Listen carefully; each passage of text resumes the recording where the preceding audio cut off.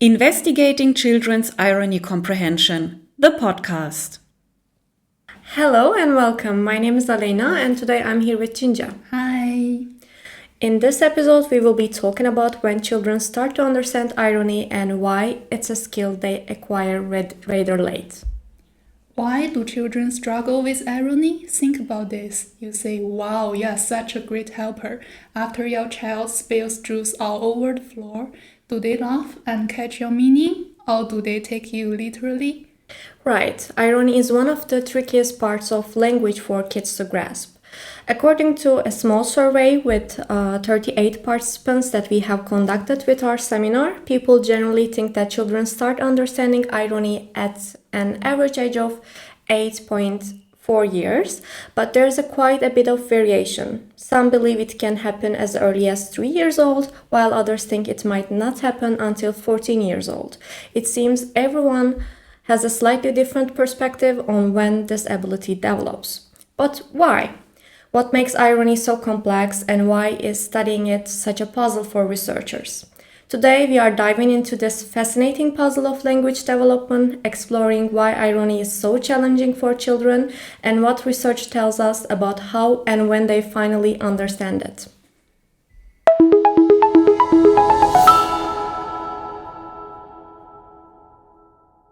Let's explore two common forms of irony.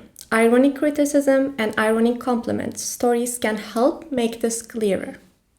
Imagine this, a child spells a bowl of cereal and a parent says, "Oh, great job." That's ironic criticism. The literal words sound positive, but the tone and context make it clear it's criticism.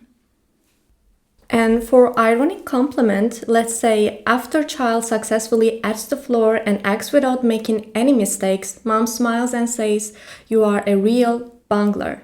Here the irony reinforces the compliment.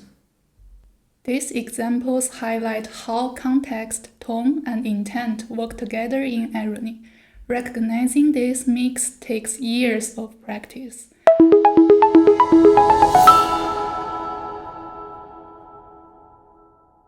Irony is not just about words, it's about meaning, context, and intent. Children often learn simpler forms of non-literal language first. Let's compare irony to metaphors and indirect speech acts. That's true. So let's start with metaphors. They are often easier for kids to grasp. For example, when you tell a child, "You are a snail," they can picture the comparison, slow, just like a snail. And then there are indirect speech acts. If you say, "It's getting chilly in here," a child might close the window because they understand the implied meaning. But irony? That's different. It requires kids to juggle multiple layers of meaning. First, they need to process the literal meaning of the statement. Then they must understand the social and emotional context.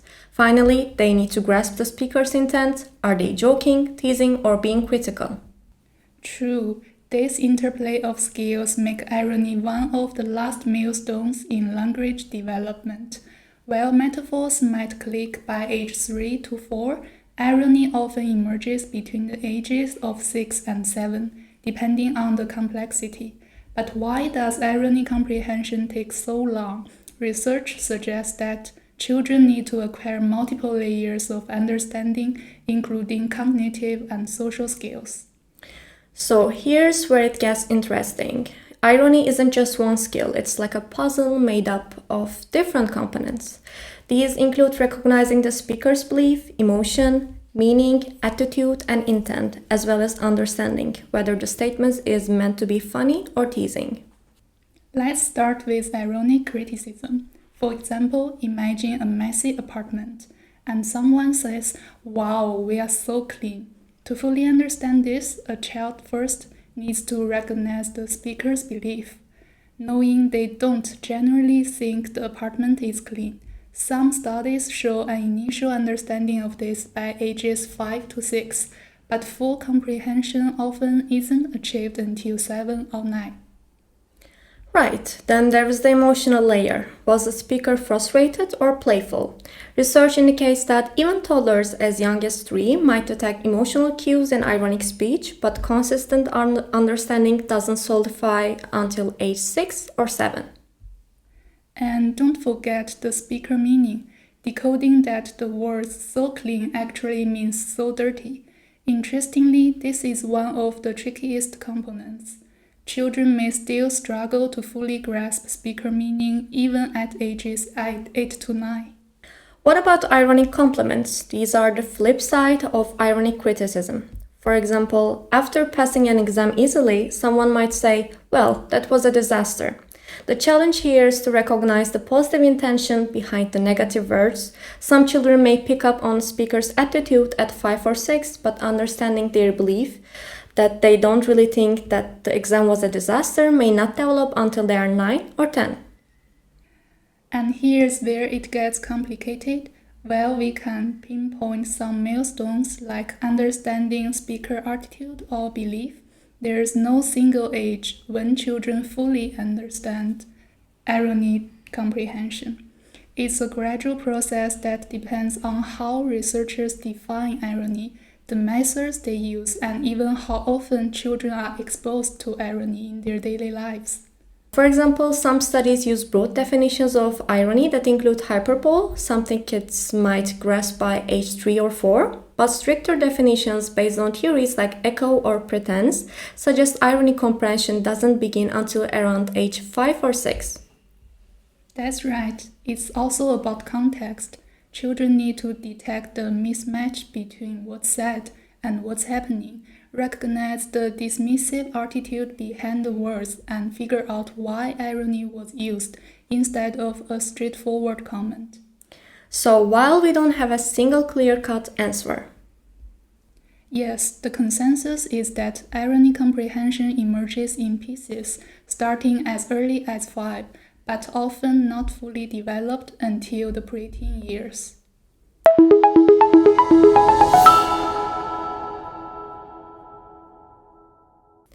So there is more to understanding irony than just knowing someone doesn't mean what they say. Oh, there's much more. Some researchers dive into irony comprehension by breaking it into components. It's like peeling an onion. Each layer adds a new challenge. Picture this. To grasp irony, a child must first step into the speaker's shoes. They need to realize, wait a second, the speaker doesn't believe what they just said. The speaker believes, and it's often the first step. Then comes the emotion. Was the speaker joking, frustrated, playful? Kids need to pick up on those emotional cues. That's speaker emotion. And here's where it gets even trickier. They have to decode the real meaning behind the words. Was it criticism, a joke? That's speaker meaning. And sometimes that meaning isn't obvious at all. But we are not done yet. Understanding irony also means recognizing the speaker's attitude. Were they being sarcastic, teasing? That's speaker's attitude. And don't forget intent. Why did the speaker use irony in the first place? And what about motivation? Why irony and not just a straightforward comment?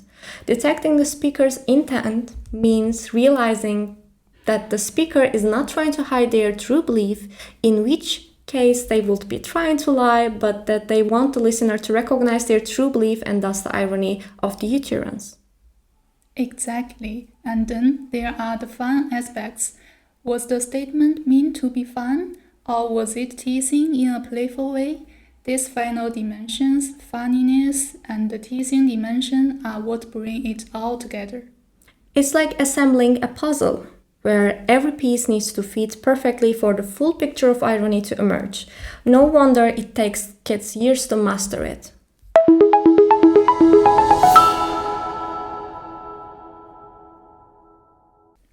Now let's talk about the research itself. Studying irony is no easy task.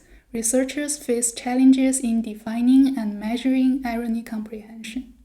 That's right. A big part of the problem is consistency. Studies use different methods and definitions. For example, some studies test children in control lab settings with scripted scenarios, while others rely on real-world observations. And let's not forget the component approach. To fully understand irony, children need to master all these elements we just discussed, but there are significant challenges with this approach. One challenge is deciding how proficient a child must be to count as having mastered a component. Should it be 50%, 90%, or 100% of a sample performing correctly? Different studies use different benchmarks, making it hard to compare results. Another issue is that the components are interdependent. For example, understanding speaker intent may rely on recognizing speaker emotion. If one component is weak, it could affect the children's overall comprehension of irony. And then there is the matter of context. Real-world irony is often more subtle and nuanced than the scripted examples used in experiments. A child might perform well in a lab setting, but struggle to detect irony in everyday conversations. Falkum and Köder explain that studying how children understand irony can be tricky. Children usually begin to understand irony around age 6, but this depends on the task and the situation. Younger children often struggle when they need to figure out subtle meanings. Eye tracking is a helpful tool for this research. It shows where children look at and what they focus on while listening to ironic statements. This helps researchers understand what children notice, even if they can't explain it. For example, younger children might react to the tone of voice or mismatched situations, showing they sense something is different, even if they don't fully get the irony. Eye tracking also avoids the problem of asking children to explain their answers, which can be hard for them. It helps researchers see if children are processing the irony or just relying on the situation. By using tools like this, along with natural observations, we can better understand how children learn to recognize and understand irony.